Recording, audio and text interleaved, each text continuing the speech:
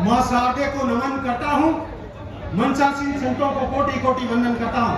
विशाल संख्या में पधारे हुए मेरे पिता तुल्य बुजुर्गों, माताओं, बहनों और मेरे युवा साथियों, मैं आपके समाज की कुछ पीड़ा और वेदना जो अपने काव्य पाठ के माध्यम से बताऊंगा, क्योंकि आज समय की मांग है।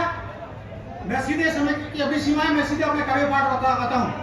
गौण भले हो जाऊं पर मौन नहीं हो सकता मैं, समाज के भूखे और कुपोषित बच्चों से मैं शर्मिंदा रहता हूँ। जब ग्वालों को पगडंडी से वन जंगलों की ओर मूक पशुओं को सरवाने जाते देखता हूँ। सत्ता के दरबारी इनकी अनदेखी कर जाते हैं, फिर भी पीड़ा सहकर अपना कर्तव्य बोध निभाते हैं। अपने भूखे बच्चों के खातिर काली रातों में जंगली जानवरों से लड़ जाते हैं। जो धारणा के इस महाकुंभ से इन्हें अब नया वसंत दिखाई देता है।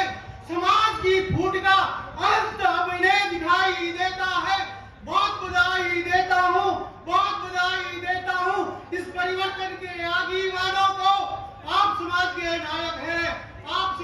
नायक हैं, मैं बॉर्डर का नायक हूँ। लोकतंत्र का सम्मान आज तुम्हारे हाथों में है, क्योंकि सामाजिक सद्भाव आज तुम्हारी सबसे कड़ी परीक्षा है। मेरे समाज बंधुओं, तुम कुछ ऐसा कर जाओ कि सारा देश देखता रह जाए। विनम्र भाव से संदेश तुम ऐसा छोड़ो कि जोधाना एक प्रतीक बन जाए। महाकुंभ के इस मंथन से ऐसा अमृत निकले जो भारत की संसद में छलके और मेरे समाज में एक नई क्रांति के रूप में प्रफुल्लित हो उठे। आज देश में आर्थिक और राजनीतिक बदलाव हो रहे हैं। जब आर्थिक और राजनीतिक बदलाव होते हैं तो इसका सीधा असर समाज पर पड़ता है, और मेरा समाज इससे बहुत प्रभावित है। और आज देश में सबसे ज्यादा मेरे समाज की बदलाव की जरूरत है, तो वो है मेरे समाज के प्रत्येक व्यक्ति के अंदर सुरक्षा का भाव आना।